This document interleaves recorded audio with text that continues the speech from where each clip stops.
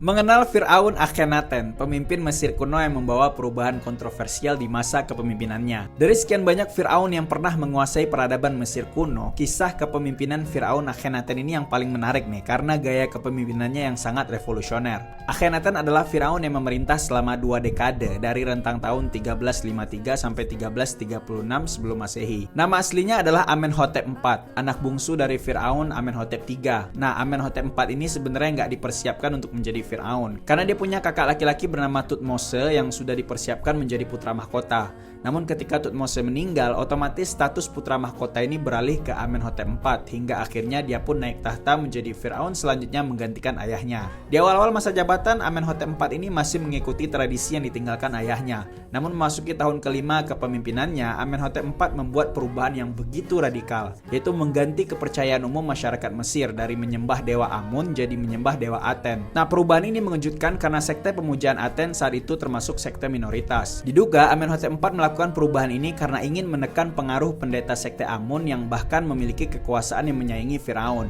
Bahkan para pendeta itu disebut-sebut punya tanah yang jumlahnya lebih banyak dari Firaun itu sendiri. Amenhotep IV ingin kekuasaan itu hanya berpusat pada dirinya saja. Dia lalu mengubah namanya menjadi Akhenaten yang berarti bermanfaat bagi Aten. Si Akhenaten ini juga mengubah nama, gambar, dan karya artistik lainnya yang berkaitan dengan sekte Amon, lalu kemudian menerapkan konsep seni Atenisme. Nah, yang paling ikonik nih, Akhenaten ini sampai memindahkan ibu kota Mesir kuno dari Thebes ke situs baru yang dia namai Akhetaten, yang berarti tempat Aten menjadi efektif. Secara ideologis, tempat yang baru itu dipilih karena Aten disebut pertama kali memanifestasikan dirinya di situs tersebut, dan Akhenaten segera memusatkan peribadatan Mesir kuno di situs tersebut. Cuman nih, setelah Firaun Akhenaten ini lengser, penerusnya mengembalikan tradisi keagamaan dan seni Mesir kuno ke keadaan semula. Nah, jadi kuil-kuil dan tempat suci yang diabaikan Akhenaten dipugar kembali. Ibu kota Akhetaten pun juga ditinggalkan tak lama setelah Akhenaten lengser. Lebih dari itu, Akhenaten juga dicap oleh generasi setelahnya sebagai penjahat atau musuh atas kebijakannya yang mengubah total tradisi Mesir kuno. Dari Akhenaten kita belajar bahwa selama kita punya kekuasaan atau power, kita bisa melakukan apapun yang kita mau.